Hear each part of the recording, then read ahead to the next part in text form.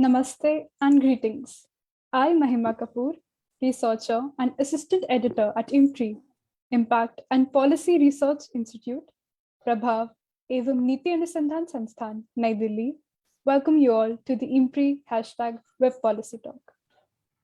Today, we have gathered for a panel discussion on MGNREGS amidst the pandemic, impact and the way forward. As part of the series, the state of employment and livelihoods, #employment debate. This deliberation is being organized by the IMPRI Center for Work and Welfare, Indian Social Institute, and Counterview. I feel privileged to introduce the chair for the session, Father Dr. Denzil Fernandes. Sir is the Executive Director at Indian Social Institute, New Delhi. Welcome, sir. I am honored to introduce the eminent panel for today. Professor Aruna Roy is the President, National Federation of Indian Women and founder, Mazdoor Kisan Shakti Sangathan. Welcome, ma'am. Thank you. Thank you. Dr. Gurjeet Singh is the State Coordinator, Social Audit Unit, Jharkhand, and former consultant, Ministry of Rural Development, Government of India. Welcome, sir. Mr. Sandeep Chachra is the Executive Director, ActionAid India. Welcome, sir. Yeah. Professor Uruday Rajan is the founder, chairman, the International Institute of Migration and Development, Thiruvananthapuram. Welcome, sir. Thank you. Thank you. And Professor R.V. Bhagat is the professor and head, Department of Migration and Urban Studies, International Institute for Population Sciences, Mumbai. Welcome, sir. Thank you. Thank you, sir.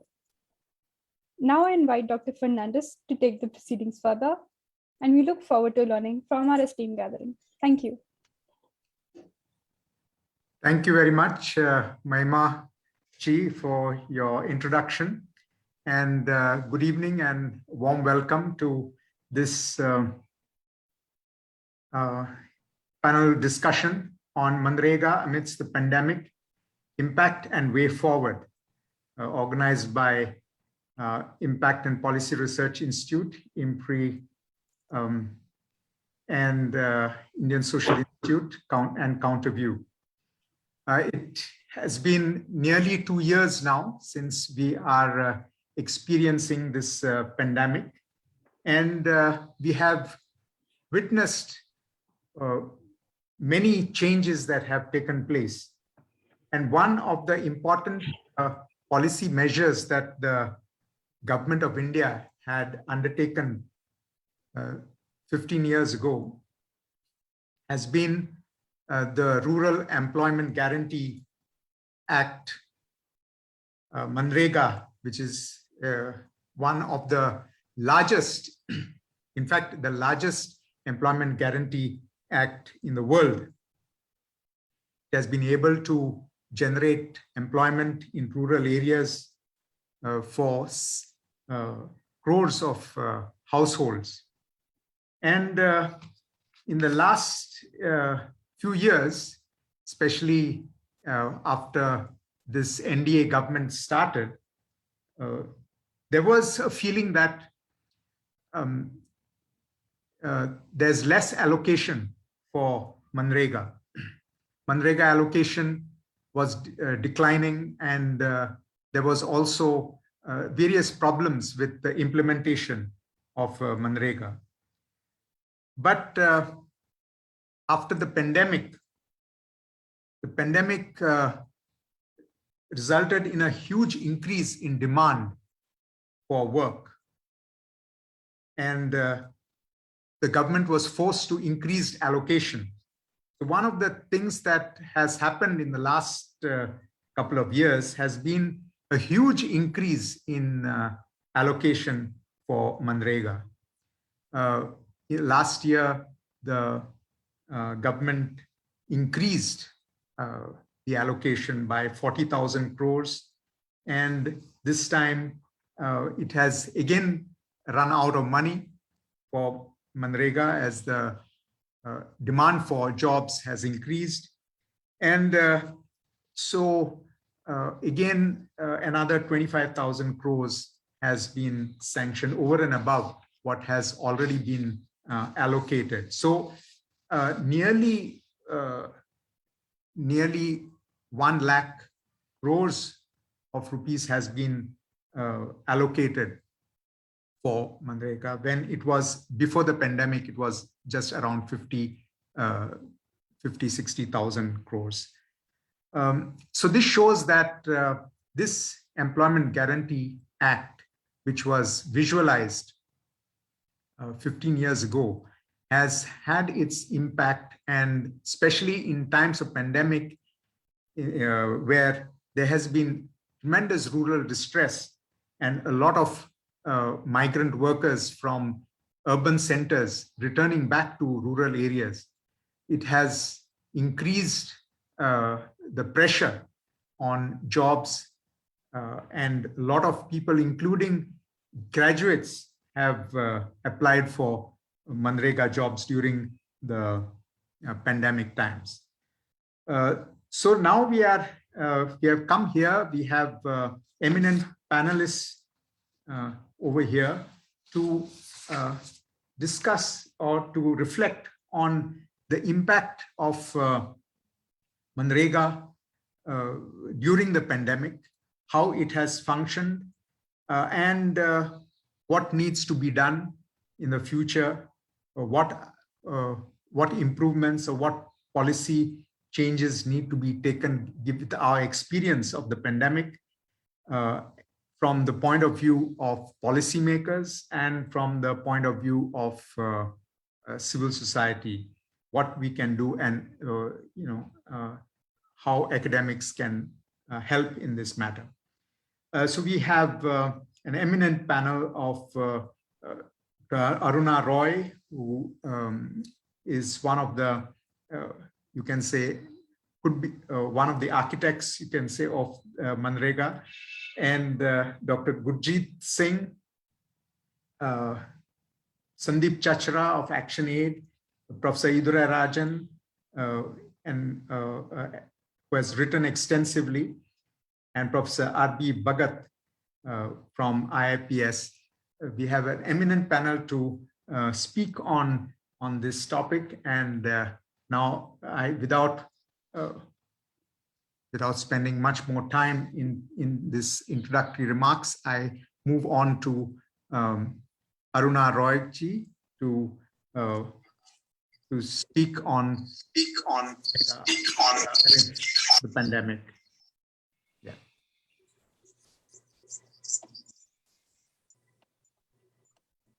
I hope you can hear me. Yes. You have to mute the speaker of the other device. No, that's been closed. Okay, yeah. Okay. Please go ahead. It just took me a minute because they overlap for a minute. Yes, please go ahead. I want to thank you all very much for inviting me to present my views on this very exceptional panel. I'll just take my 10 minutes, but I'm going to run through my 10 minutes because there's so much to say, and I'll be more like a news bulletin with bullet points, I am afraid.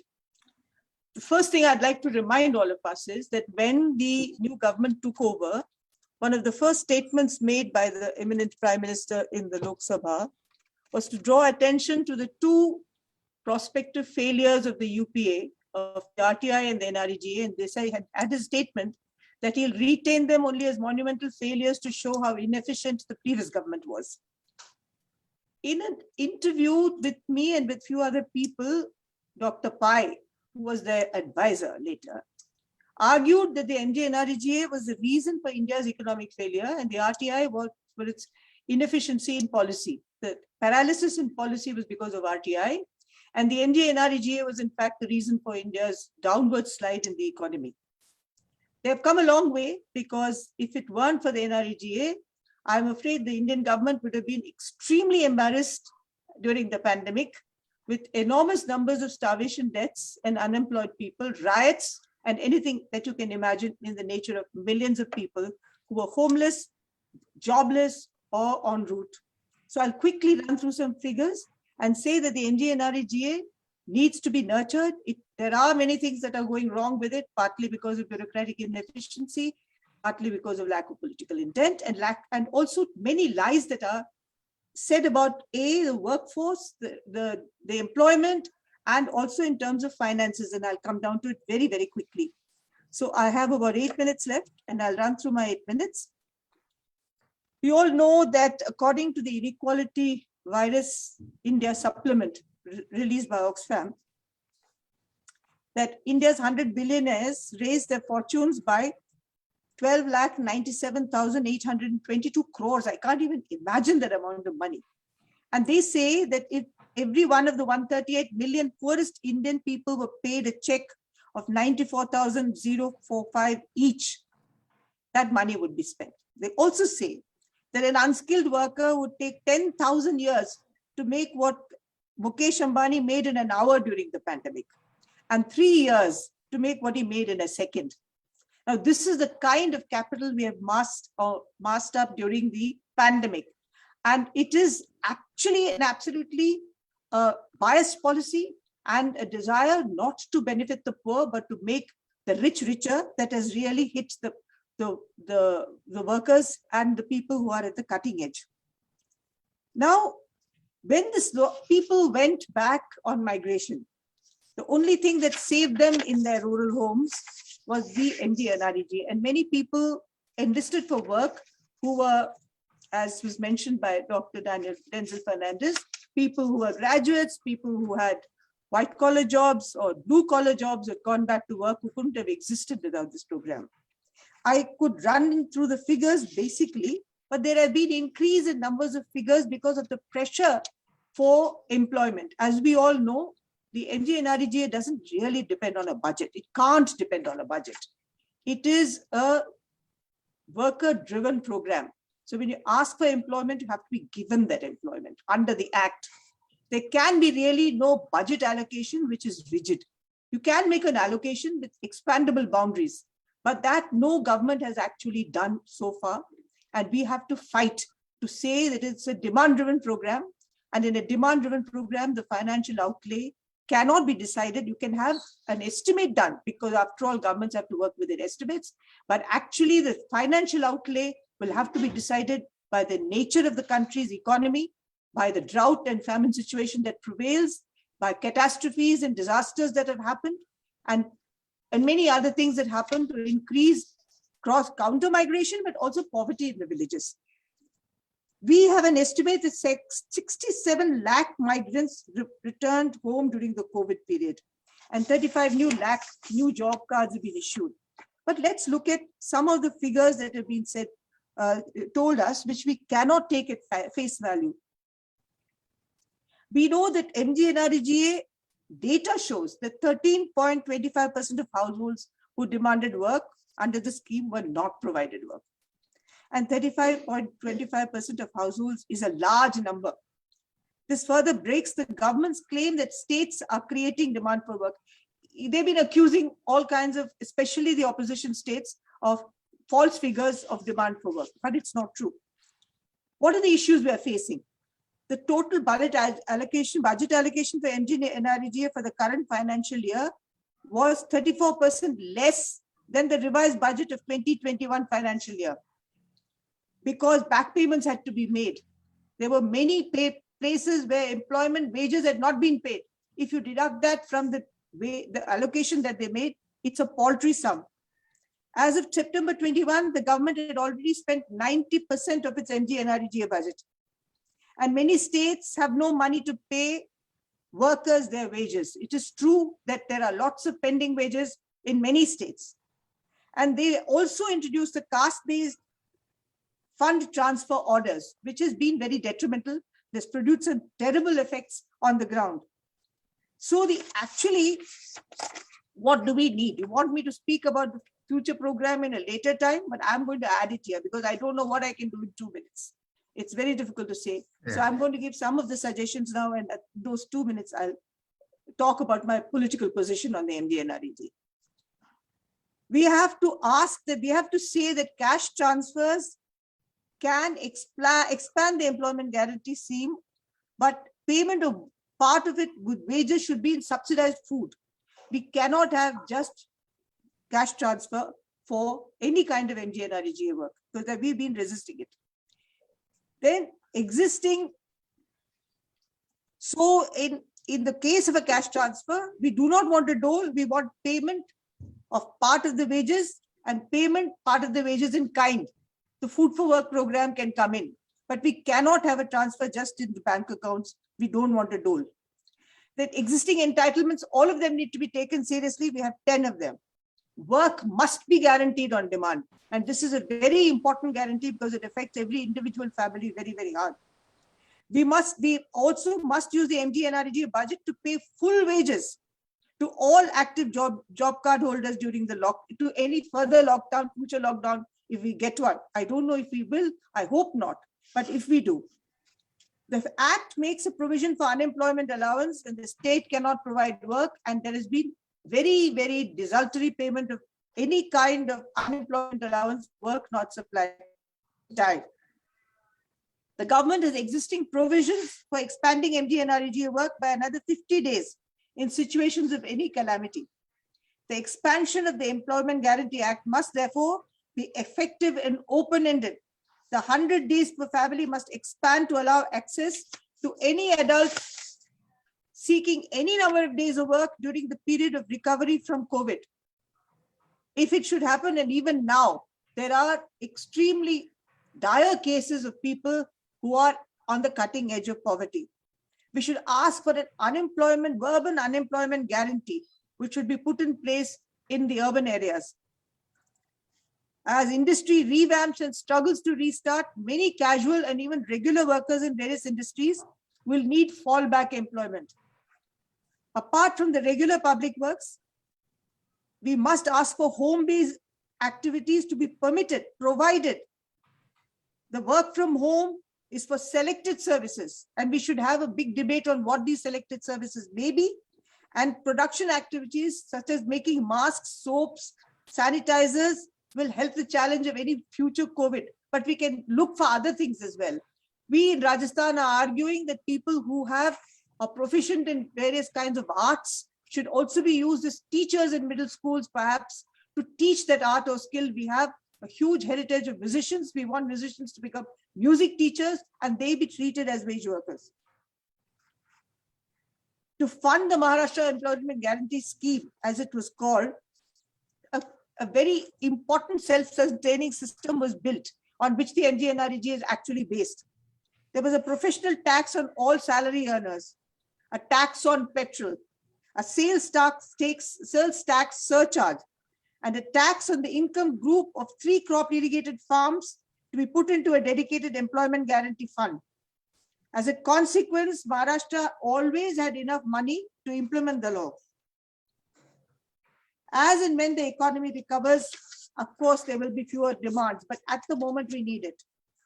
We need to look at innovative funding patterns for the MGNREGA. 2% of the 2 to 5% of the money that has been earned by multinational companies and Indian national companies which work in India should be given for disaster management employment guarantee program, which should cover our costs. In effect, we need to think creatively about a future for the NREGA while fighting very hard for making its present structure more vigorous and alive. We have to ask for social audits to be performed in all the MGNREGA work sites and to find out where actually the money went and why money was not paid in time. I'm going to end here because I think people who know as much as I do are on the panel, maybe they know more because of recent research. But I must say that politically for us today, the MGNREGA has been a vital survival mechanism for the hundreds of thousands of people who are on the cutting edge. I see every day, I'm speaking from a village in Rajasthan, and I see every day hundreds of women going to the work site because without that, they wouldn't be able to eke out their livelihood. Thank you very much. Thank you very much, Aruna Roy ji, for your presentation. You have given the situation of MGNREGA and given several suggestions Some of that is you have Aruna Roy ji has advocated for part cash, part kind, and of course the other aspects has been work must be granted on demand, full wages during lockdown, unemployment allowance, which is already built into MGNREGA. Then 100 days being expanded, unemployment guarantee, other different types of work like home-based work also included, and innovative funding pattern to fund MGNREGA, as well as social audits. So here are some takeaways from what Aruna Roy presented. Now I move May on. I just, excuse me, may I just say one thing? I did not suggest that there should be half cash and half in kind, only if they insist on cash transfer.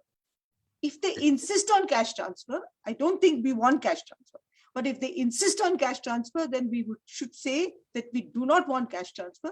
If they transfer cash, we want half in kind. We don't want just a cash transfer. And Okay. then we will look at the kinds of works that we can use it for. Okay. Yeah. Thank you for this intervention.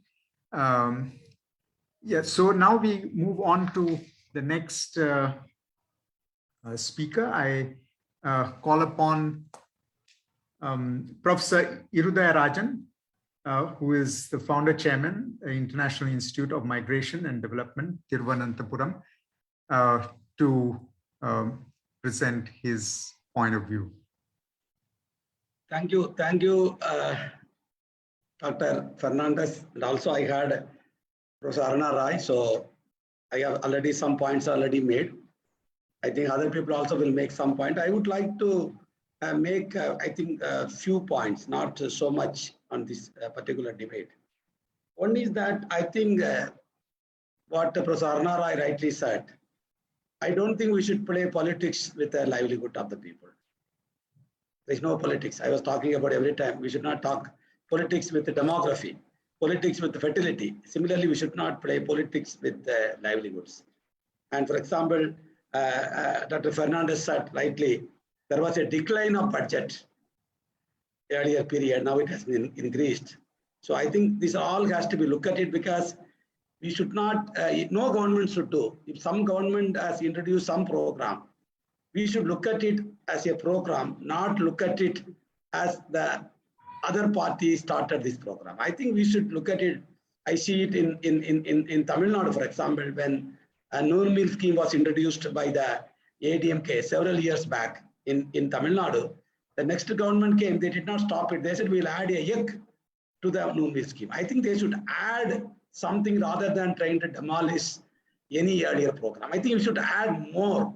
Don't need to, if something is working well, you can do auditing, as she rightly said, you can relook at it, you can reduce the corruption, which is, we know that every program, but you should say that what can I contribute additional, what I call them MGNREGA plus. The plus should be done by the new government, plus, not trying to remove the program, plus. We always talk about now plus, everything we talk about plus. I think that was missing. I think the COVID-19 brought in. I think COVID-19 also did several good things. One of the things was that to emphasize the rural livelihood issues. We have seen that during COVID-19. I think this is something very, very important. And the second point about this livelihood option of the rural came in because of the huge return migration. Because there is a link between return migration from the urban areas to the rural area, or what we call them origin states. People were moving from destination state to origin state. That also, informed us basically the urbanization has failed the people.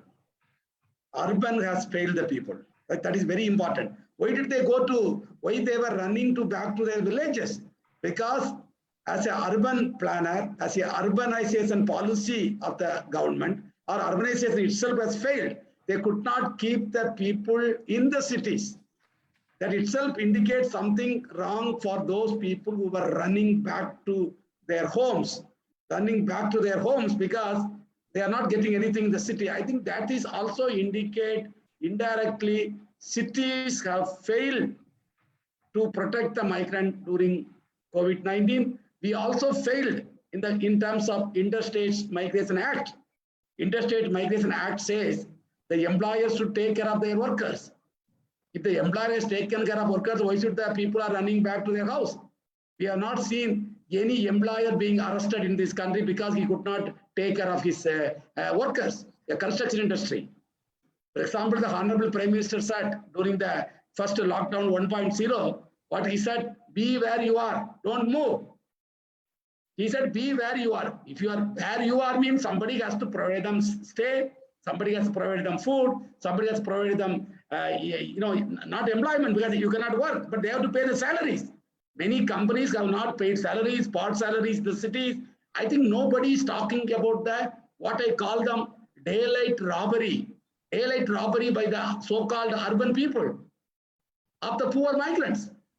That's why they were run back. I think that is something we should relook at it. Why the urbanization? Why the smart cities? We talk about in the NDA, smart cities. What happened to smart cities? Like Delhi, Mumbai during COVID-19, we have seen.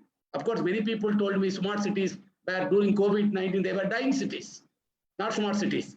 And some city like Chennai, now we see them like a singing city during the floods. So I think cities have failed. If cities have failed to protect the urban citizens who are part of Indian citizens, they are not come from other countries. They came from the villages. They come from other states. They are all Indians. We have failed them in the urban area. They run back to rural areas. I think there it came the what is called the MGNREGs. But MGNREGs, I think it helped. I have seen that through some data. I think Professor Aruna is correct. It helped us. But for me, as a person who is working on migration, it has not helped enough. Because I see people are coming back to cities which treated them very badly during COVID-19. In fact, they put them, the migrants were given a label called COVID carriers. And the train went from cities to the villages, they are called Corona Express. So the same people who went back to the villages, I think probably she's right, they were joined the NREG work, probably they could not get salary or they got some difficulty. I see people are coming back. That itself indicate this MGNREGs is successful, not successful enough. There is something we have to look at it. Enough to keep those people back there. I think we should look at it. Why that after so much distress, they rushed back home, they started coming back. In fact, my understanding right now, probably 60% of the returned migrants who went back to the rural area have returned. Only 30% are still left. I think we should look at it.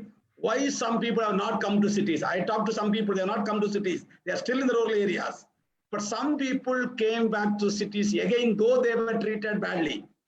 I think that is something we should look at it. Something, can we make an improvement in the NREG to keep those people not to be, the exploited by the so-called urban citizens, urban, they are all urban poor in one sense, but that so-called the urban workers. I think this is something we should look at it.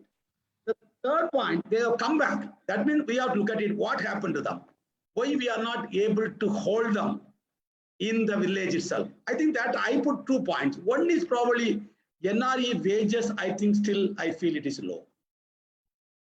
NRE wages, I feel still it is low.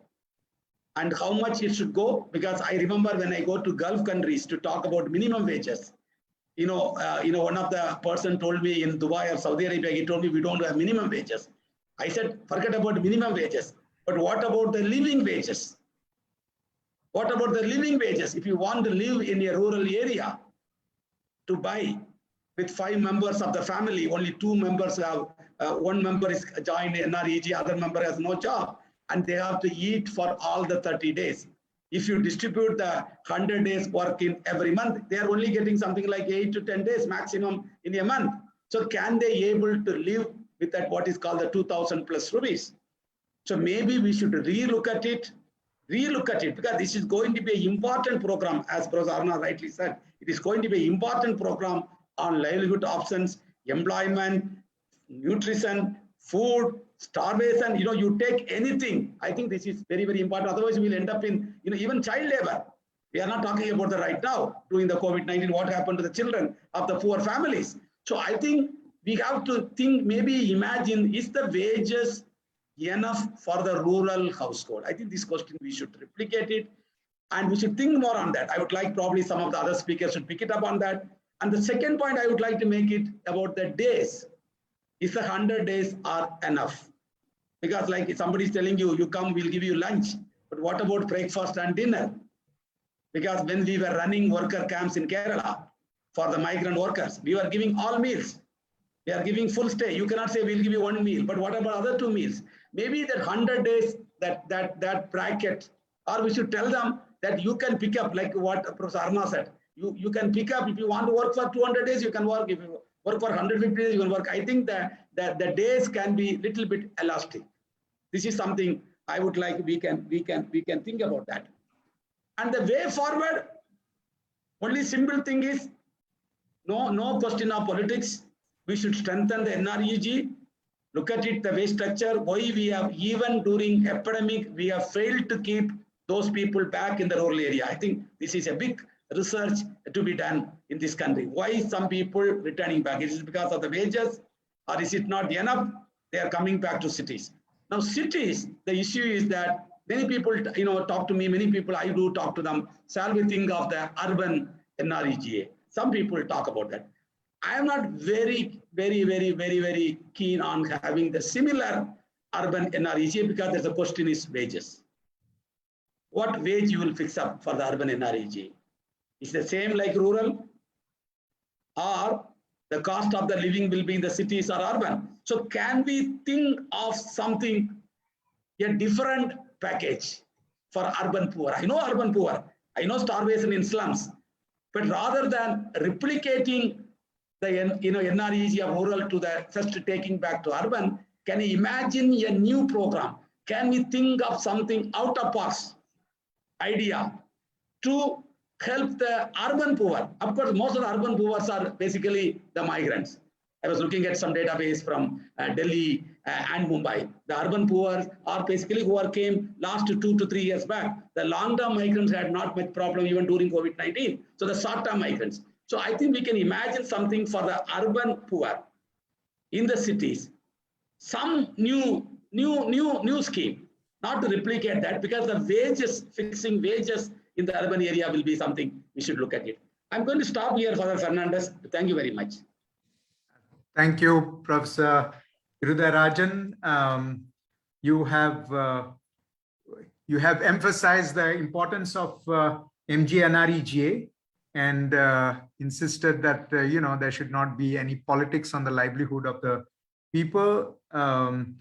You have also said that that MGNREGA has been successful to a certain extent, but the very fact that people have migrants who returned back during the lockdown came back to the cities, though they had a hard time in the cities during the lockdown, is an indication that we have to look at MGNREGA and how to ensure that MGNREGA ensures livelihood to the people in distress.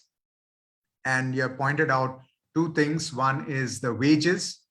Wages has been low. In fact, the government had marginally increased the wages from 182 to 202.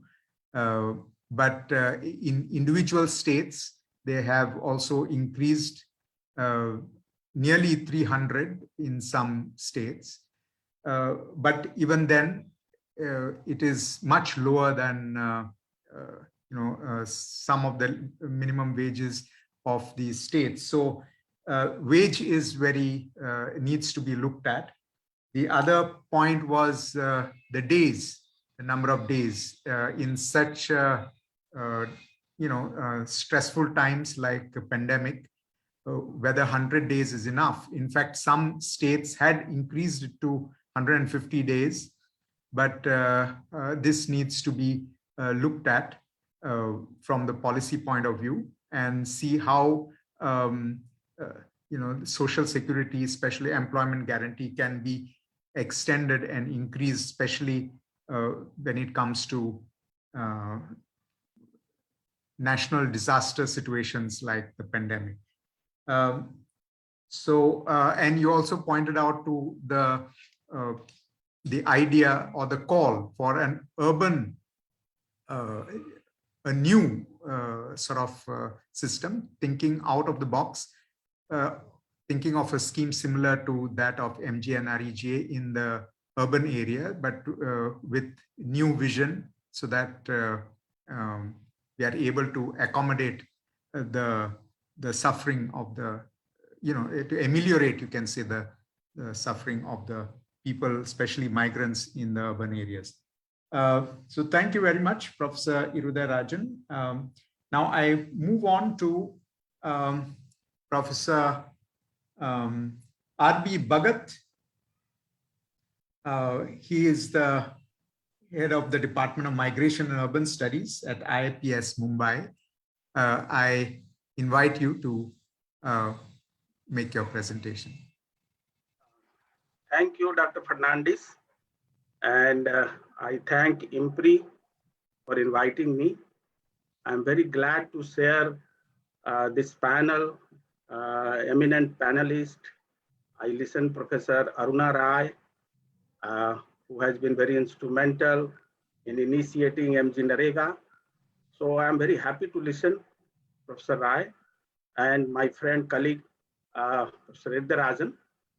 I would like to emphasize what Professor Rajan has said about migration and rural-urban context. We in the country, in India, we see a type of rural-urban transformation, which is very different from what has happened in West European countries during the 18th century and later on 19th century in the wake of Industrial Revolution. So during that period, there was massive rural to urban migration, and many of these countries were colonial power. So they also got the opportunity of emigrating, going outside Britain or France or Portugal. So there was huge rural urban transformation, and rural, of course, disappeared. And since rural disappeared, there was no rural crisis or there was no agrarian crisis. But this has not happened in our country. Still, our GDP is growing, but we have huge population dependent on agriculture. 45% of the workforce of the country is dependent on agriculture. That contributes just 14% of the GDP. So you can see the massive rural-urban divide in the country. And in that context, I think MGNREGA should be located as a minimum livelihood security. And I agree with Professor Roy that it should be nurtured, it should be strengthened. And pandemic has shown to us that how much it was important for the survival of the people of India. And had it not been there, India would have seen, I think, massive starvation, death. And it is not only the interstate migrant, those who have gone outside the state, but within the state migrant. Migration is something, I think, when we look at in relation to MGNREGA, we have to underline several things. And some of the understanding, I think, are not correct. One of the things is that in our country, migration is huge, but it is not the interstate migration which is the predominant. It is the within state migration. So MGNREGA was used in Gujarat also, where when the diamond workers or other industries were closed, and then people of Gujarat who living in urban area, migrants moving to the rural area, MGNREGA was very, very helpful during the lockdown. and of course, in other parts of the country. So MGNREGA, I think the efficacy of MGNREGA we have seen in lockdown in saving lives and livelihood security, food security of the people. There are other issues which I need to emphasize. That one thing is that always we see MGNREGA versus migration. That if MGNREGA is successful, migration is going to decline. And this is somewhere, I think, it's not a correct way of correct. And I would like to argue that MGNREGA and migration should be seen to be integrated as a livelihood strategy. While MGNREGA gives a minimum security of livelihood, migration is another form of livelihood, a choice to the people. In that context, MGNREGA and migration can have various outcomes. One of the outcomes could be that MGNREGA can reduce migration. Which migration? Of course, those which are of seasonal type, temporary migration, going for few months, few weeks, mostly scheduled caste, scheduled tribe people who are very unskilled, uneducated, doing manual work. Now, these people who are migrating seasonally, maybe within a state or crossing and going to other state, they do not have so much capability to take advantage of the urban opportunity. MGNREGA certainly is very helpful in reducing such type of migration. But then there should be some minimum days. And some of our study shows that if number of employment days is provided up to 90 days, then it could have impact in reducing migration. So there is a threshold. It is not that MGNREGA is implemented for few days or few weeks, and then it can reduce migration. So it has a something threshold, and at least 3 months, 90 days, if provided, certainly those which are of distress type of migration, scheduled caste, scheduled tribe, and very illiterate people moving. So that is one outcome. Another outcome is that MGNREGA and migration are complementary. And we find in our analysis of various sets of data that many households which are availing MGNREGA are also migrating. It means that they are migrating for a few months, but when they come back to the village, they are taking the advantage of also MGNREGA. So it can be complementary livelihood strategy, and therefore how to integrate this thing, MGNREGA and migration, not to see that one versus other, one is alternative of other, but both of them can be complementary. There can be third outcome also, where MGNREGA can encourage migration. How it can encourage, as you know, that migration is something also comes with certain cost. Everybody cannot migrate. Migration comes with certain cost, and it is result of certain capability.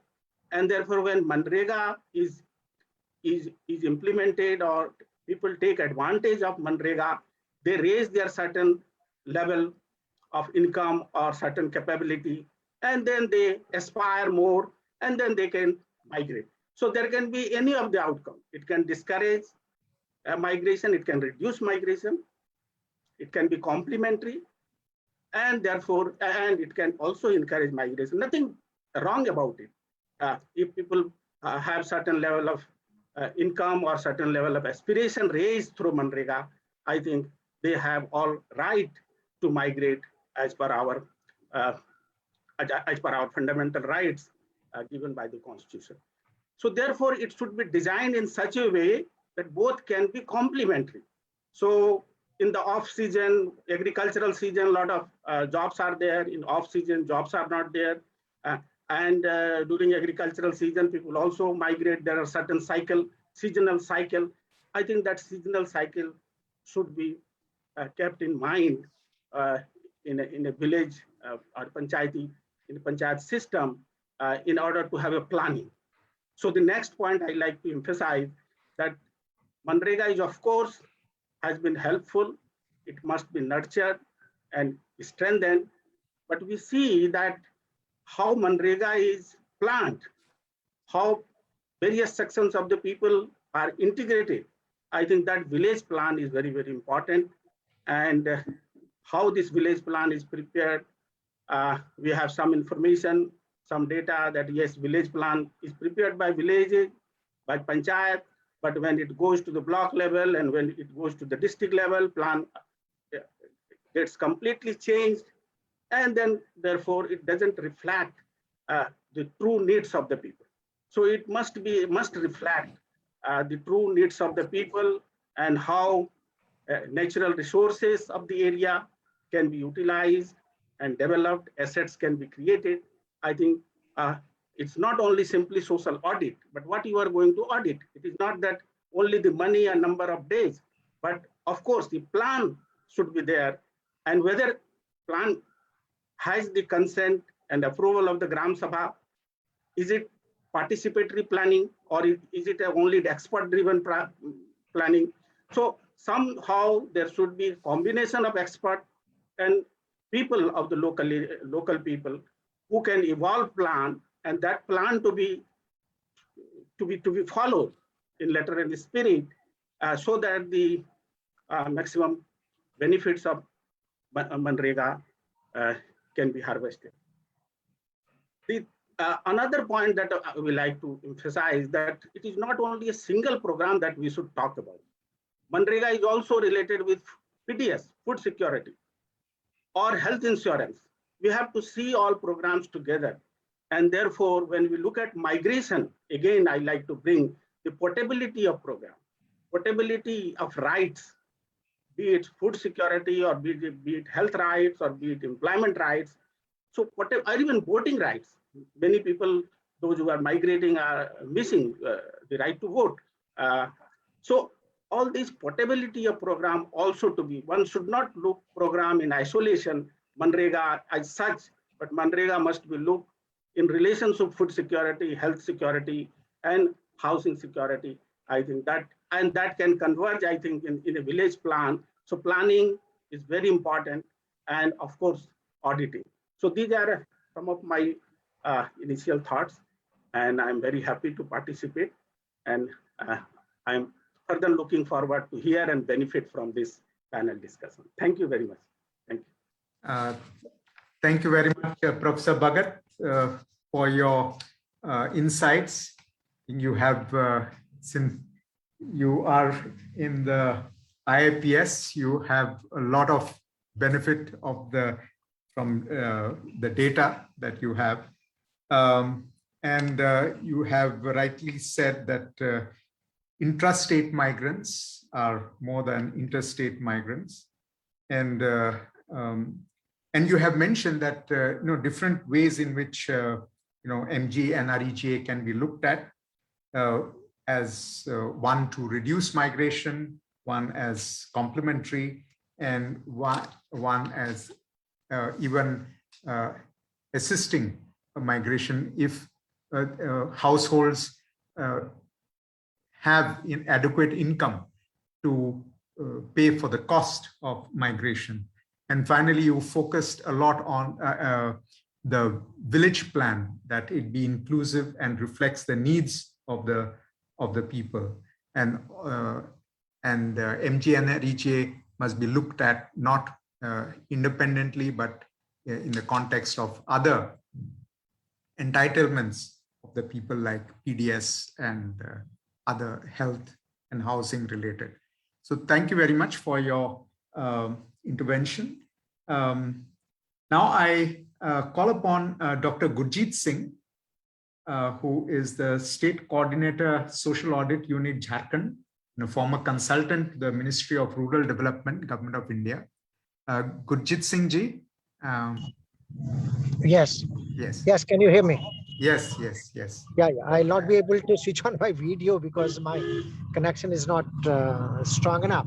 So please bear with me. Okay. So I listened to all the panelists, and hi to Arunaji and Sandeep.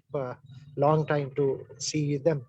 So I think three things that came up during pandemic, I think three things that came up very strongly, three programs of the government that helped people in a big way were MGNREGS, the NFSA, and the National Health Mission. The type of CSO engagement, the type of CSO help that came in was tremendous. And also, it was the first time that people realized how important these programs are, which were ridiculed by many as a free dole or just distribution of money. So one thing that the scope and the need and the urgency of these programs, I think, was well established during this pandemic, and it helped many people to a large extent. What we also saw, mainly in states of Bihar, Jharkhand, Chhattisgarh, Odisha, is the migrant workers were, they are mainly skilled and semi-skilled people, but they also, came up to take the job cuts and started doing MGNREGS work. So one challenge that lies ahead is how to now think of, extending the scope of MGNREGS, its outlay, and bringing in semi-skill and other skilled people in this ambit, not compromising and diluting it with the existing one. So I think the financial outlay, the scope needs to be widened in the challenging circumstances. The second thing, if you look at the data, this pandemic also somehow exposed, or you can say showed us the gaps in the planning and implementation processes of MGNREGS. So you see, when many workers started coming up and the rains came through, that the planning could not be done, as Gram Sabhas could not be held. So the whole, that aspect of having the self-of works, was not there at all. So the preparation where you have all that schemes with administrative and financial sanction with you, so that whenever the demand comes, you are able to start the work. So I think that concept of planning and preparation before the financial start, with each villages and GPs having the shelf of works, I think that needs to be again re-established and redesigned, so that every panchayat has that shelf of works ready when the need arises. So the third thing that I think is very remarkable is, though the people who were doing MGNREGS, the families which were under MGNREGS ambit had increased considerably, but in that percentage, the number of families completing 100 days have not seen any significant change. In Jharkhand, last year, 40,000 families did complete 100 days. This year, only 65,000 people completed 100 days. So I think now we should also think of having MGNREGS as an individual entitlement and then a family entitlement. That's the only way that you can. So increasing number of days to 50 days or other days will not help, because only very few percentage of people are completing 100 days due to different implementation gaps and process defaults. So I think that also needs to be looked into, and that's a big challenge, how we make this family entitlement into an individual entitlement. The other things as a social audit which we have seen is, with the financial outlay rising, with less monitoring being done due to restrictions in movements, the pilferage and the corruption also rose up. So normally what we could find was 25% people who were whose names were there in the MR were not found in the work site. That increased to up to 65 to 70% in case of many panchayats. So that's a significant rise in corruption that has come up during pandemic, and I think it will be all over the country because of less movement, less monitoring systems in place, travel restrictions. I think so people have found out scope in the pandemic also for a lot of pilferage. So I think the transparency measures, the vigilance and monitoring committees, the periodic concurrent audits, the social audits, And all these community processes needs to be strengthened, redesigned, and I think focus should be there that with increasing financial outlay, we need to have that checks and systems also in place to look into the so that the pilferage doesn't happen and the scheme doesn't get a bad name. The fourth thing that Arunaji and many people also argued is that this actually has laid a need for an urban employment guarantee program as part of the team which tried to design an urban employment guarantee program in Jharkhand. And very truly, one speaker had said the nature of the workers in urban areas, their financial needs, their expertise, the type of works they are doing, the type of works they can be engaged to are quite different than an REGS. And I think though this pandemic has stressed the need for an urban employment guarantee as well, we need to be very cautious in designing, in framing, in talking in wages. I think that is important. The last thing that many people have said is we now really need to restructure the wage components. Jharkhand did increase its wage to 25 rupees increase through their state coffers. I think the need is that it should be at par with the state minimum guarantee, and I think that can help much issues of people getting wages. The last thing I forgot to add is that we also need to think of different types of schemes that can be done. So we have to think about dovetailing, we have to think about convergence, we have to think about different departments coming up, so that these variety of schemes will, like in Jharkhand, they came up with nutrition garden, Didi Badi, they came up with SHGs having nurseries, and in Chhattisgarh also they've come up with the development of pasture lands and all. So now we have to think of different, because of gradually the scope of ponds, digging, renovation decreasing with continuous MGNREGS work. We need to think of different agroforestry and horticulture and other type of works which can enhance livelihood opportunities and also ensure that work is available all the time, and there is not no pressure on implementing agency where to give work to when the demand comes. So I think with these words I'll conclude. Thank you. Thank you very much, Dr. Gurjeet Singh, for your intervention and several suggestions that you have made. You have stressed the need of extending the scope of REGA, increasing financial play, ensuring that pilferage and corruption is reduced or eliminated as far as possible, improving monitoring processes, putting systems in place, also restructuring wages, bringing it MGNREGA wage up to minimum wage, and dovetailing different schemes into this so that there is continuous and adequate work in the rural areas. And finally, Dr.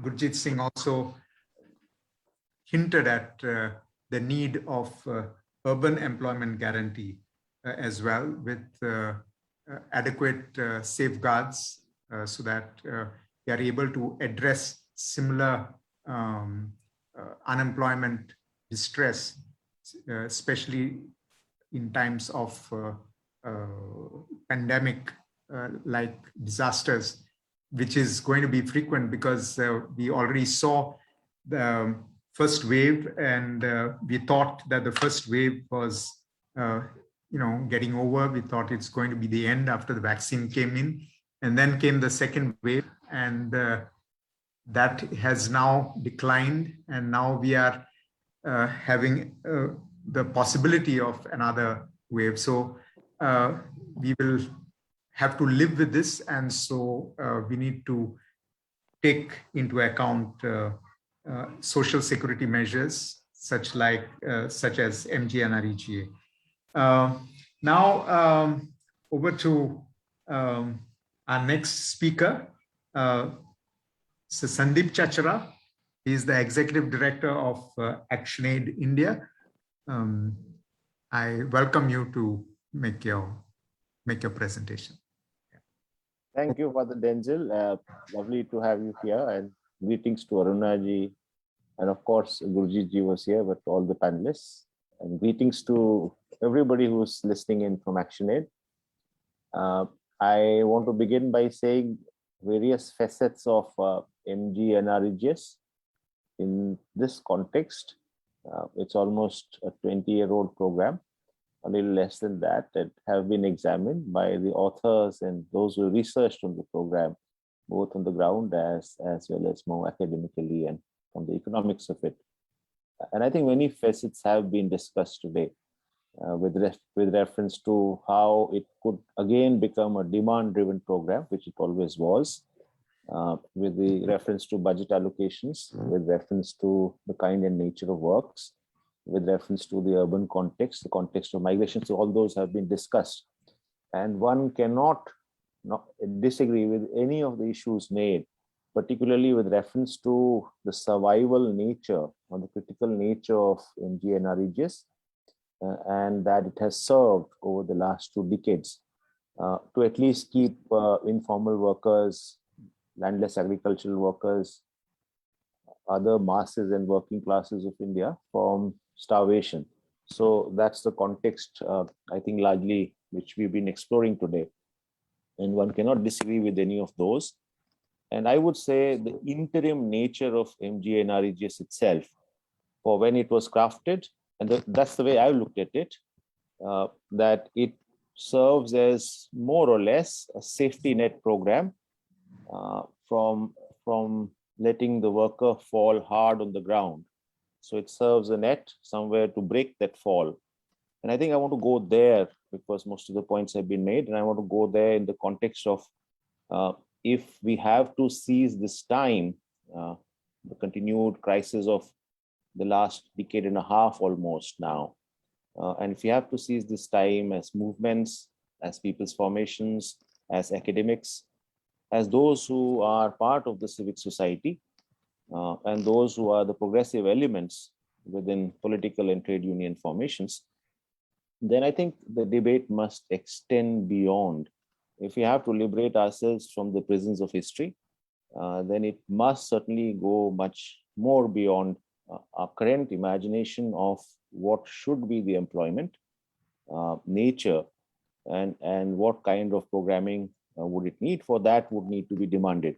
And I say this because you very well know that over half of world's population, I think much more than half actually, is not in any kind of salaried employment. So they are either informal workers or they are unemployed in particular, or they are in unpaid domestic drudgery and work. So that's where I want to begin. But if you want to bring that number back to India, I would argue, and the data is available, I don't have it at the moment here, that well over 3/4 of our population, that includes, of course, most of the women who are not in any kind of employment at all, even informal, and there is what I called domestic work, which is not recognized as any form of productive employment by the society per se. And that includes young population. In fact, the worrying figures from India and around the world are in the 15 to 24 age group of employment of young people. And that also includes children who are about to become employable. So if you sort of look at all that, and the current informal sector workers, which by many estimations number to around 54 crores of Indians out of a population of 130 crores or so. So well over 3/4 or there around of our people are in a very tenuous relationship with employment, with wages. I wouldn't call it employment, but with wages. And that is periodic, and many things can be said. That is very sporadic, that is quite irregular. It can happen, may not happen, some days in a week, some days in a month. And that's the relationship with wage labor that they have. Now, if we sort of go further, the bigger question is the divide between productive labor and the reproductive labor. So if you were to sort of look at that, there is the largest burden of the society, the largest burden of accumulation of capital, which was talked about by Aruna Roy ji by giving some, let me say, some indicators of how capital accumulation takes place by visiting the channel of inequality through some statistics in the beginning of this discussion. I mean, we all know that, anybody in the ground knows that, that the world is highly, highly unequal. And it's so visible, and it's good to have those numbers. But having said that, if the largest burden of accumulation, which was discussed here a bit, falls on women, because we know women are in reproductive labor largely. Yeah. So in some ways, if we were to liberate ourselves from there, I think it's time, the time has long come, and I won't say the time has come now. It's long overdue that we have an employment rights framework from a feminist woman's perspective.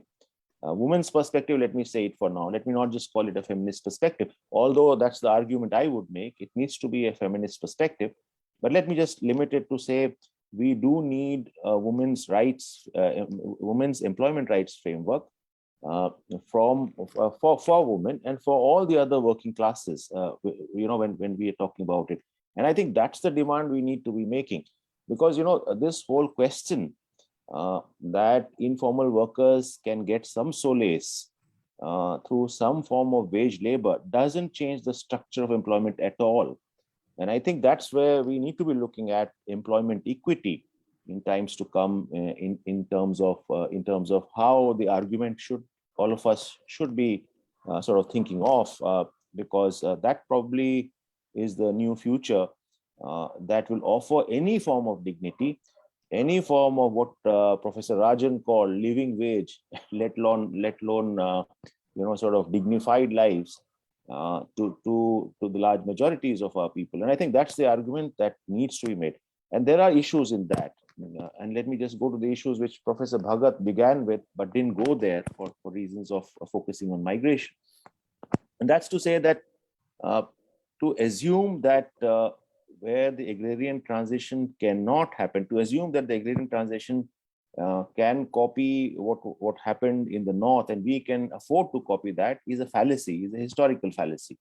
The fact that you can move people out of agriculture and put them into non-agrarian futures is a fallacy which has been achieved at huge world cost, huge exploitation cost by the north.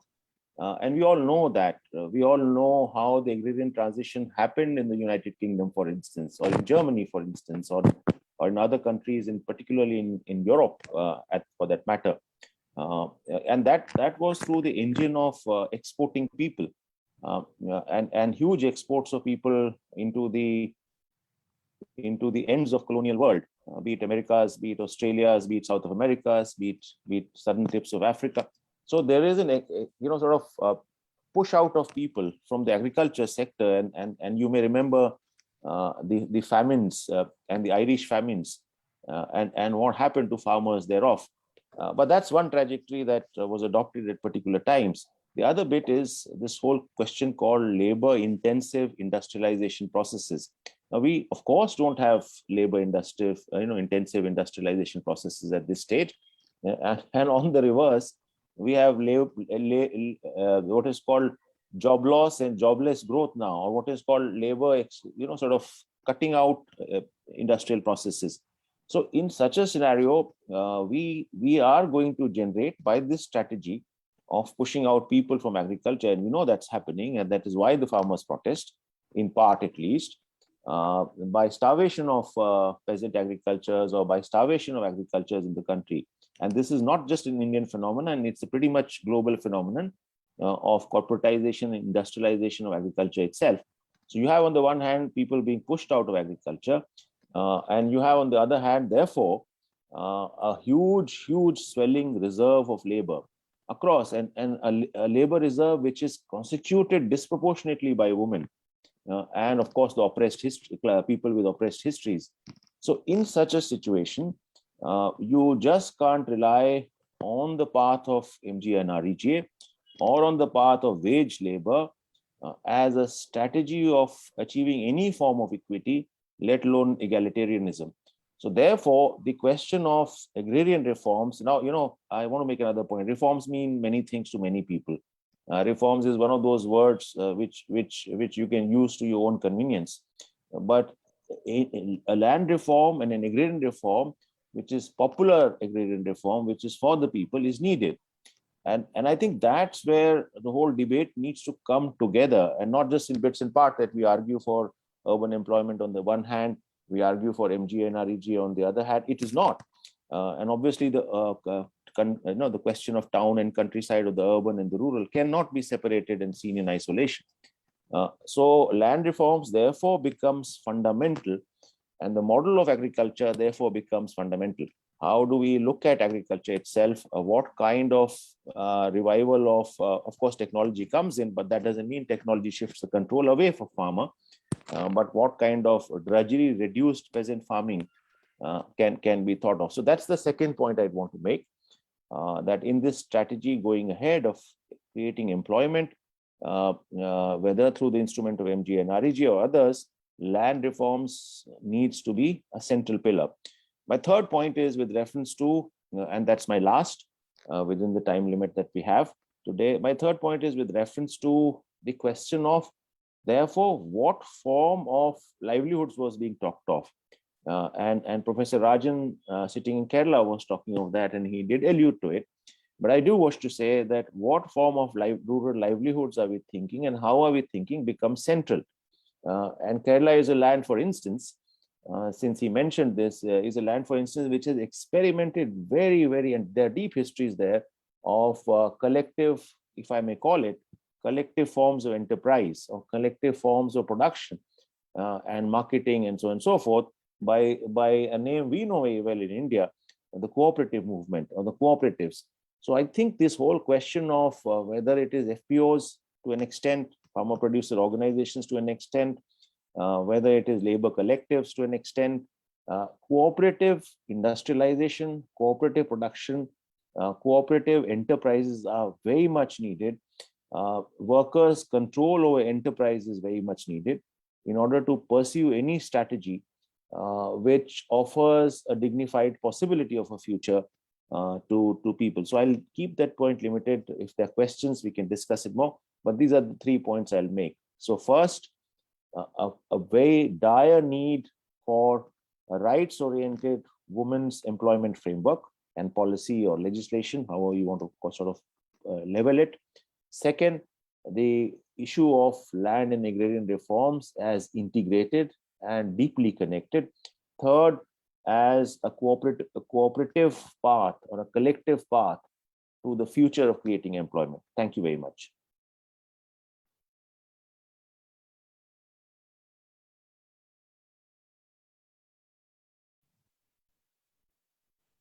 Thank you very much, Sandeep. You have, looked at the larger picture and gone into the, way employment has been generated, and you have and Sandeep has said that we should move into a rights-oriented employment, focus on land reforms and a cooperative path to employment. So yes, so we have heard all this from our eminent speakers, and there have been some very important points made by them. I would now, if there are any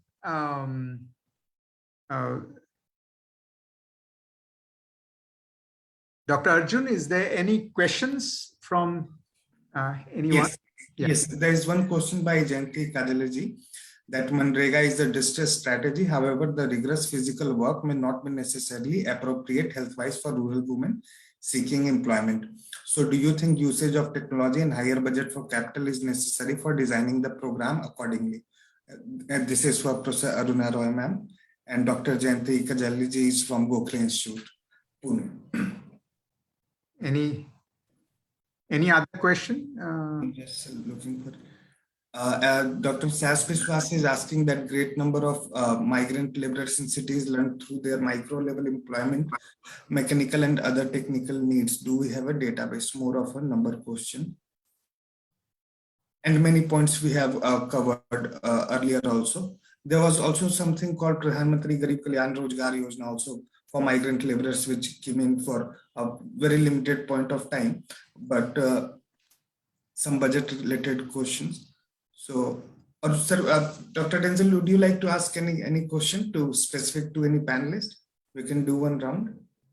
And if they want to reflect. No, I mean, yeah, basically, you know, this the whole experience of the pandemic has resulted in some amount of responses from the government. One has been to increase budget allocation. The other one of NREGA, the other one has been to increase the wages. The third has been to increase the number of days. So these have been, you know, these have been some reactions. But you know, we have to see this MGNREGA in the context of the larger social security system of the country, which also includes you know, the PDS. This has also been backed by the extension of this whole Prime Minister Garib Kalyan Yojana, which provided subsidized grains to people, and a social safety net for people who are vulnerable. This is, you know, this is part of the architecture, and the architecture should be robust so that there's no citizen of the country that you know, has to suffer, has to starve, has to face hunger, because during this pandemic, we know that the people who are hungry, hunger has also increased, deprivation has increased.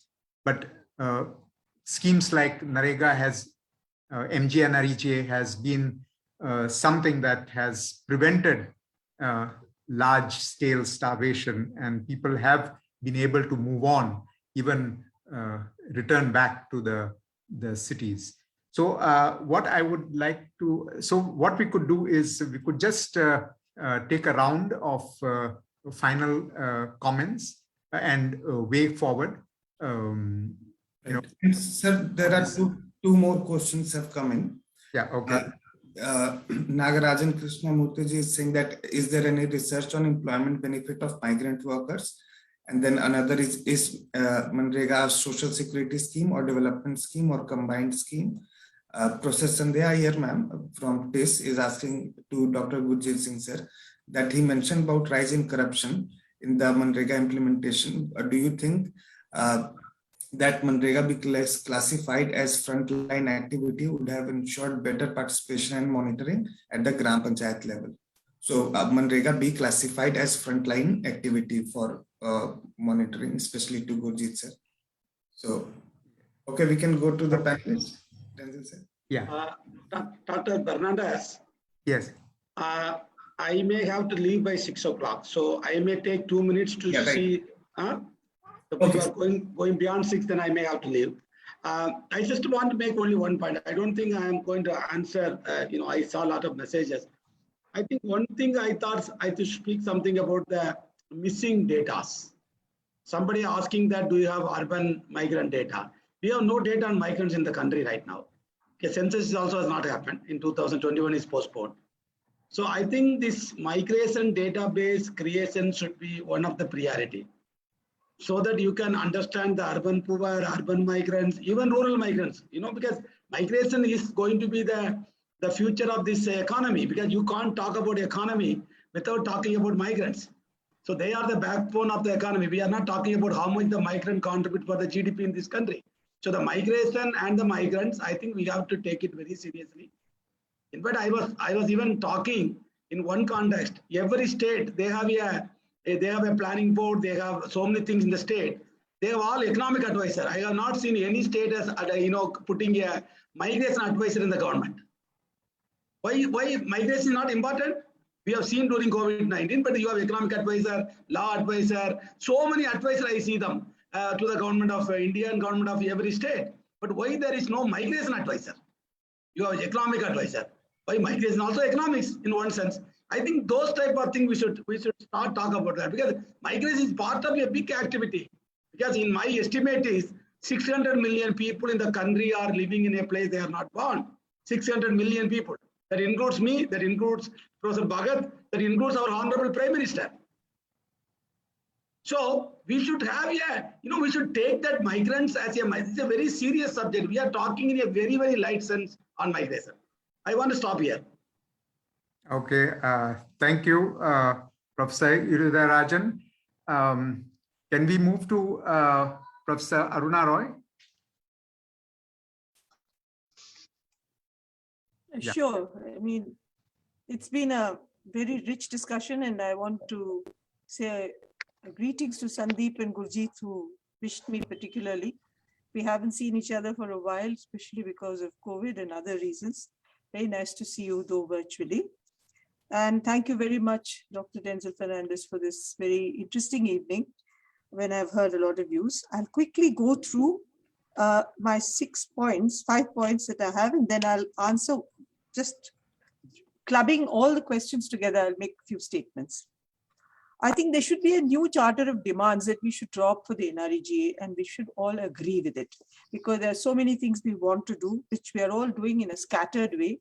There is we have Narega Sangharsh Samiti, and we have the People's Action for Employment Guarantee, which have been working concertedly on many issues, but we can suggest to them and we can join them. But the point is, we need a collective campaign.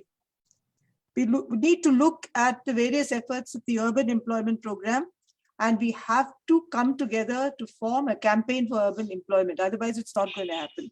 If there hadn't been a campaign for MGNREGA in which we collected millions of signatures, I do not think the MGNREGA would have come to be.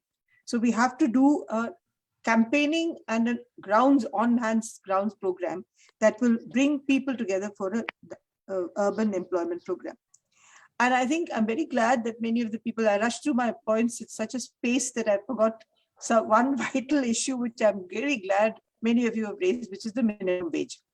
The minimum wage has not been updated for many states. We are really drawing a dismal rate.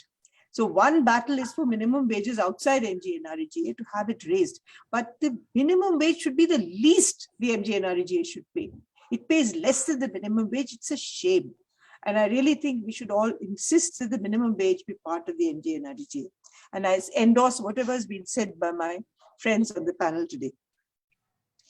I think we need an increase in the number of days of employment, because actually, if you look at unemployment figures all over, it's really the rural India is under distress. There are so many kinds of small industries and small units of production that have all closed. Every sector is suffering. Every sector that is rural based is suffering. So we should ask for an increase of numbers of days, for overall number of days, and times of disaster. Till the disaster is under control, there must be MGNREGA in that area, declared specially by the state government, by the government of India, whatever is the concerned department and ministry. The NREGA campaigns, we have become kind of invisible. The campaign has become invisible. The demands and the issues have become predominant. Even NREGA has to reassemble itself into the campaign mode to get all these things through, and that's up to us, whether we really form a campaign to fight for all these demands. And one of the additional demands we should fight for is social audit. Gurjeet is here and he knows more than I do about the problems of all the social audit units. And I'm ashamed to say that Rajasthan government has dragged its feet. We've fought so many battles. The social audit unit has not taken off. There is a campaign against social audit within the bureaucracy because they don't want it to happen. Though Supreme Court and the CAG have said social audit should come with each package of programs that the government spends on. We have to have an education program in which every rural employer or every rural worker in MGNREG understands the nature of social audit and its importance and campaigns for it. This is my points, and I would like to answer the few questions that it is not a distress program. Hard physical labor is the only alternative you are leaving for people at the cutting edge. We are not looking at alternatives. It is important we look at alternatives. Of course it is. But till such time, people have to survive. They have to have livelihood. They have to take money home for daily bread and daily living. So the MGNREG will stay till such time as a coherent and creative alternative is built. Is it social security or a development program? It's not social security. It's a right which the Constitution has given me. It has given me a right to employment because it's a right to life and livelihood. So therefore, as an Indian citizen, I have a right to employment. That's what it's given me. And incidentally, if there's my social security, it's a bonus. But basically, I'm saying I have a right to work in my own country, and I have a right to get that work guaranteed by the state. It is a development scheme because, after all, they are now being forced to look at development with all its failures. If you look at their achievements in creating assets, in my area in Rajasthan, we have created so many water collection points, rainwater harvesting points, that crops have increased and we've been able to increase agriculture. Yes, NREGA needs social monitoring, and that it is NREGA is one of the best methods of social monitoring of the government. And that's why there's so much animosity against NREGA by all the power elite and in the rural areas, and there's so many pitched battles. I'll end there. Thank you. Thank you very much, Professor Aruna Roy. Nice to hear these insights, and especially the point that, MGNREG gives people the right to employment. And that is a very critical right especially for livelihood. I invite now Professor Bhagat to make his. Thank you, Dr. Fernandes. I think there are several questions regarding data, and I think that is rightly raised. And we have data, as Professor Rajan has said, outdated data from census or national sample survey. But we do have data on migration that is not updated, and data by educational level, industrial composition, occupational composition of the migrants. We do have data. But this we have to see that migration is not a single form. It has multiple forms. And what data we have in census or NSSO, it largely pertains to permanent and semi-permanent migrants, like me and Professor Rajan or many of others who are well included in the urban system. But what we are lacking the data is the seasonal, temporary, short-term migrants. So that data is not available. And this is the category of people who were badly affected during the pandemic. And section of this category who started walking down on the roads. So this data is very much needed. But again, then data should not come always from the top. Data can be generated at a grassroots level. So my point is that how we can strengthen planning process at the panchayat level. And we cannot strengthen planning process unless we have data. We must, I think, underscore the fact that data is a resource, and this must be documented and compiled at the panchayat level, integrating with migration and MGNREGA.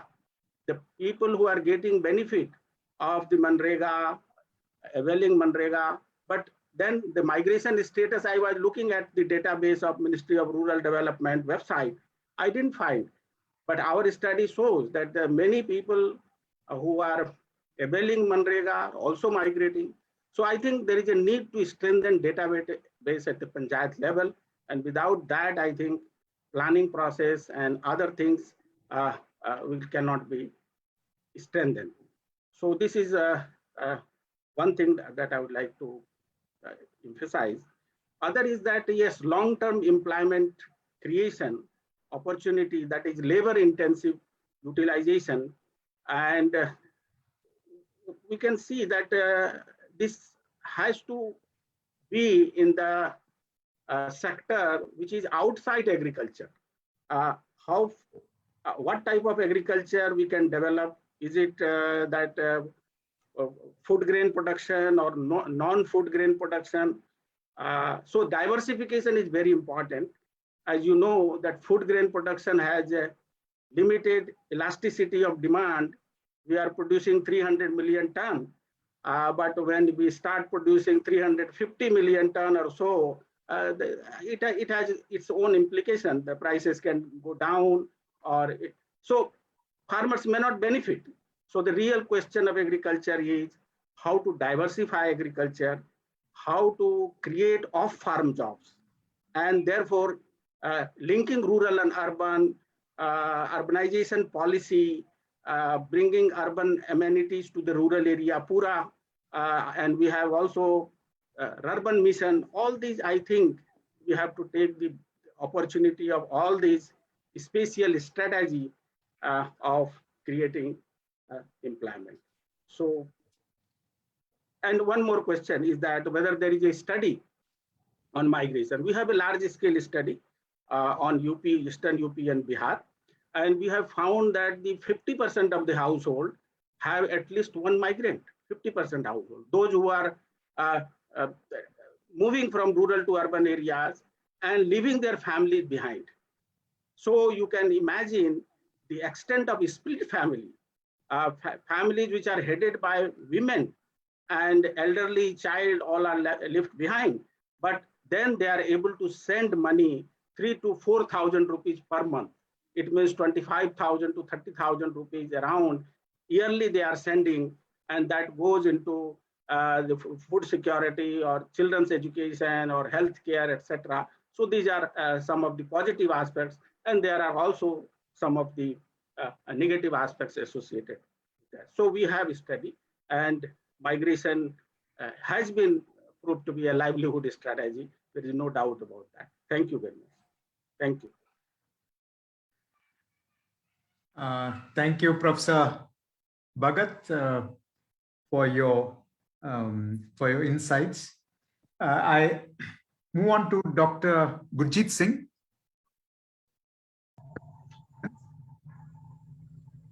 Yeah, so I think the final points, some of the questions raised are genuine, and I think there can be only one substitute to MGNREGA, that is better MGNREGA.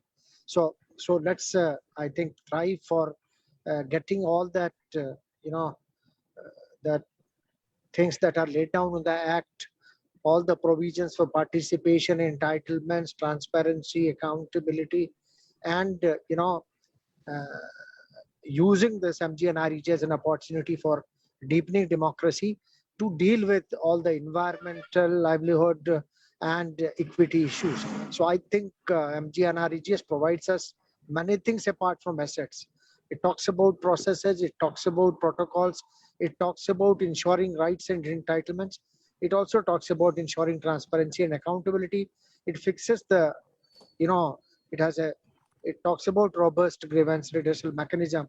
So I think it talks participation in all its nature.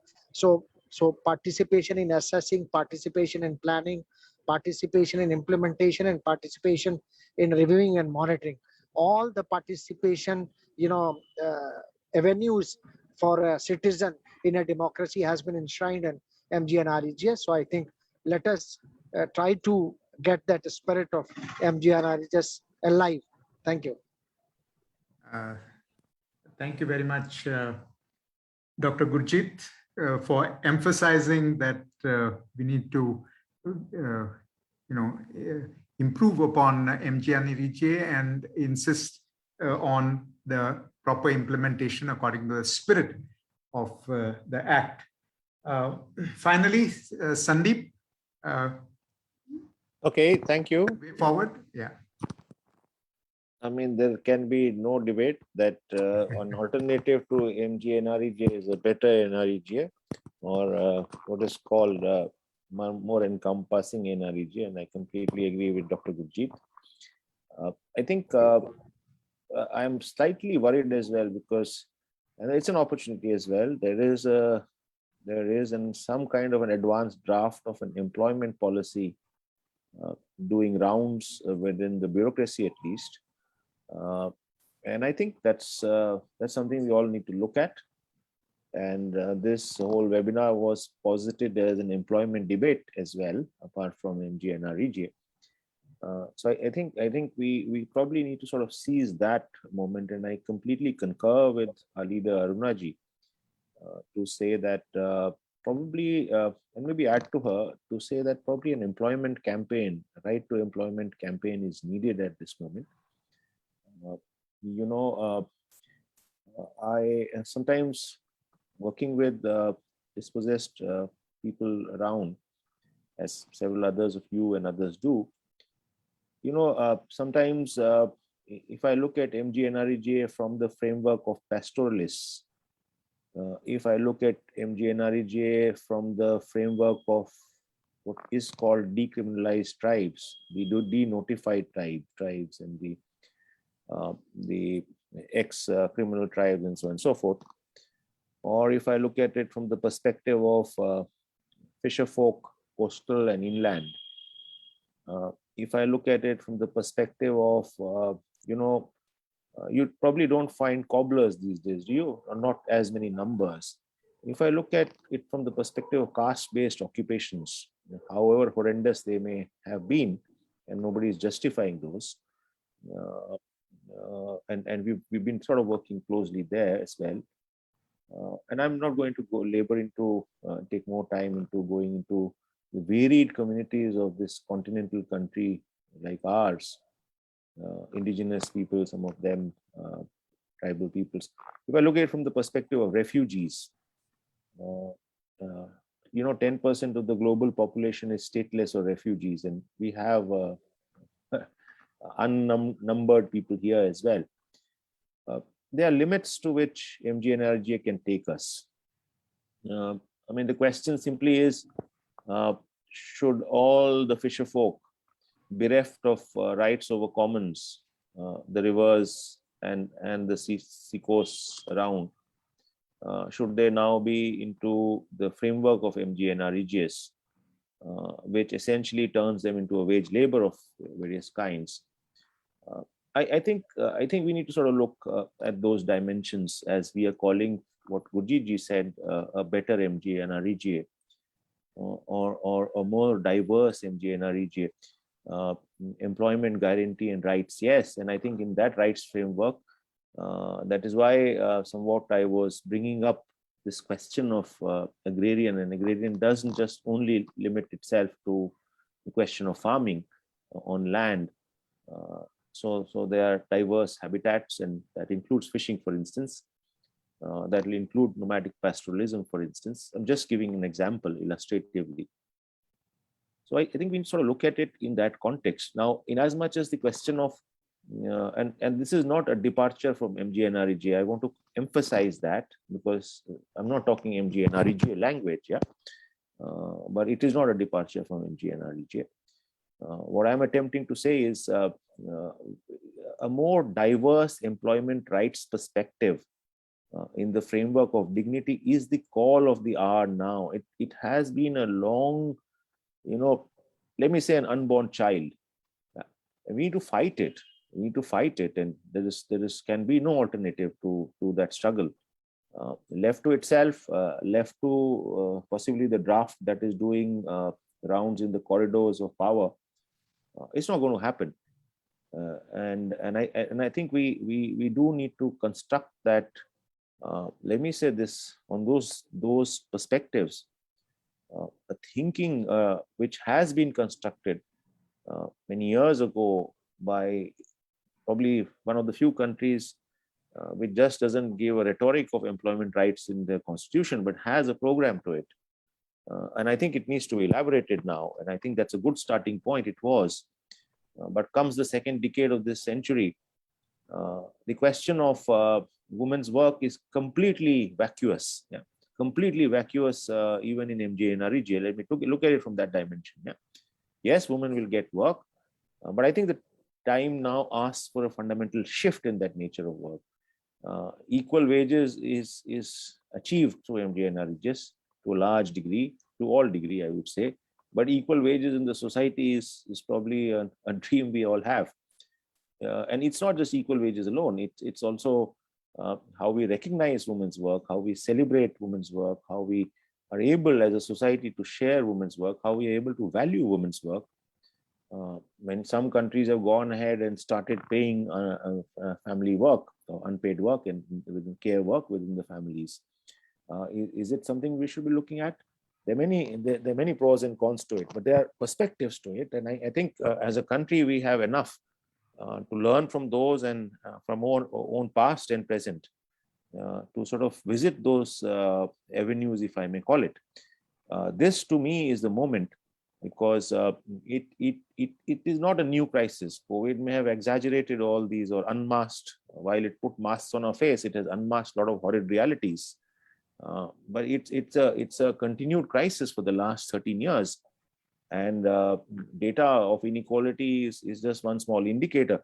But the global south lives in almost mass and permanent impoverishment.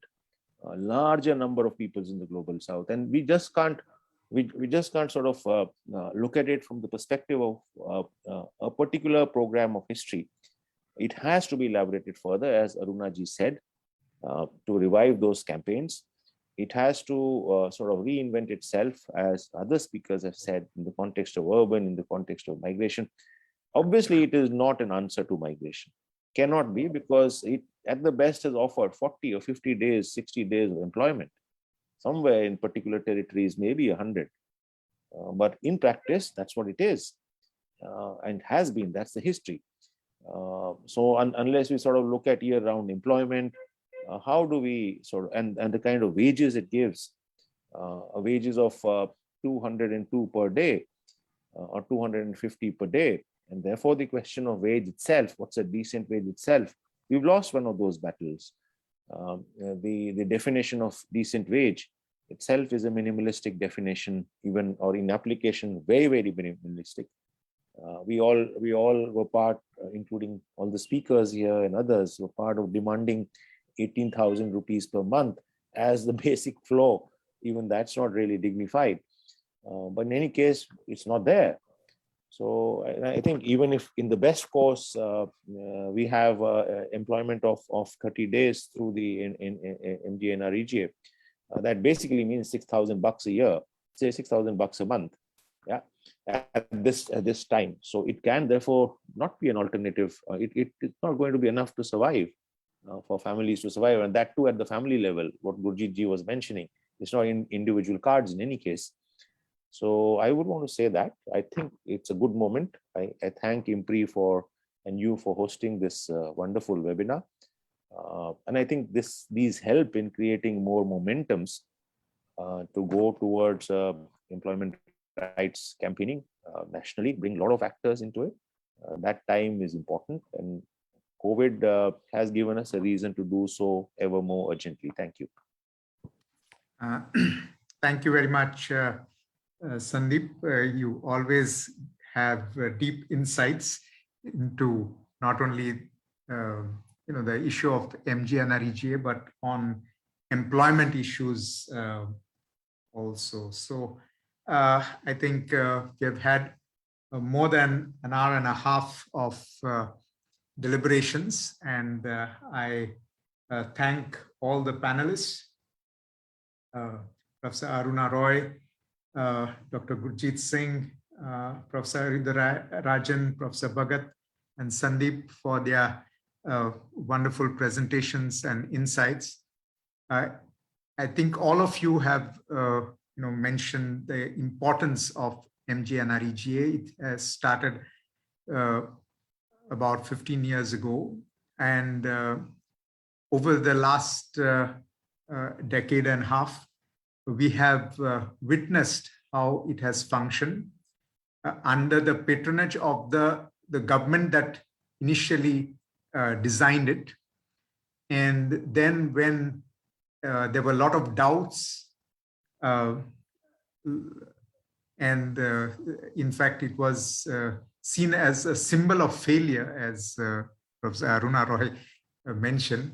But now it has proved, especially during this, in fact, right from demonetization time, there has been an increase in demand for MGNREGA jobs. And now the pandemic has made it really, it has exceeded 1 lakh crore in the demand. So the government has always found itself short of money, and in the last couple of years, and has had to make additional allocation for MGNREGA. This shows that people are demanding work, and they are in distress, and they need to survive. And this has been one scheme that has helped people to a large extent to ameliorate their suffering and their distress, especially during pandemic times, and especially when there has been so much rampant unemployment and distress. Having said that, there has been a lot of efforts to see how to deal with the problems and issues. There have been not only increased allocation, but increased number of days, also increase wages, but this has been minimalist. And I think all the speakers have stressed that we need to look at the serious issues of MGNREGA. One is the wage issue, make it a decent wage, minimum wage, even more than that, so that people can survive. The other thing is to extend it, make it during pandemic times, make it available all through the year if possible, and to include new types of work. And Sandeep has also gone into the larger issue of employment.